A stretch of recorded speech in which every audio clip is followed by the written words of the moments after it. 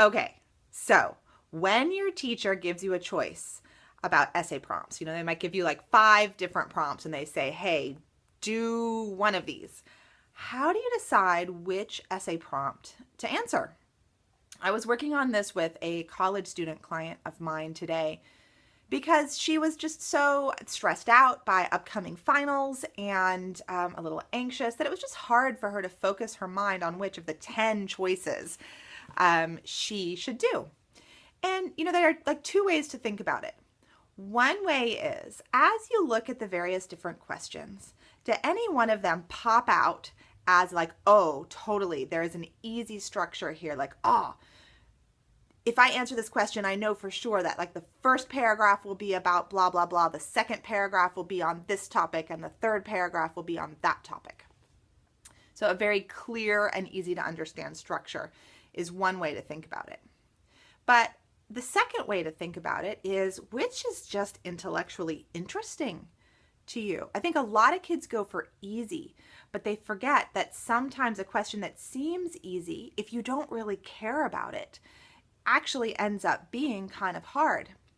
Now, I know that looking for something that's interesting in an essay prompt might be challenging to many of you who are just like, I don't even care about this class at all. But that doesn't mean that you can't find a little glimmer.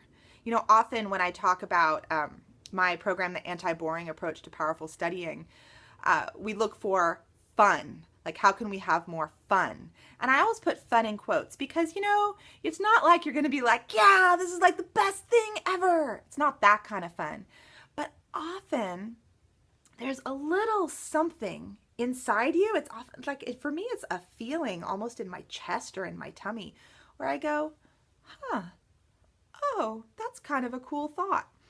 And if you can start paying attention to that little feeling, sometimes that's an easier essay to actually write about because you care about some aspect of the prompt. So just to summarize, the two things you can look for are, do you see a clear structure for how to make the argument? And if so, half your battle is done right there. The outline has been made, so maybe go for that. Or do you find a little glimmer of something that's fascinating?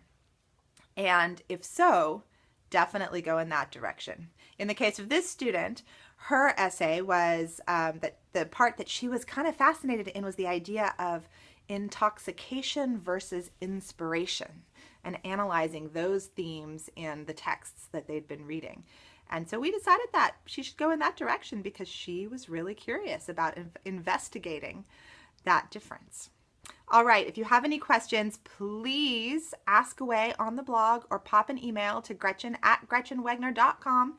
And if you're curious about what it might be like to get some help directly from me, please ask that in your email as well. Okay, take care, everyone. Bye-bye.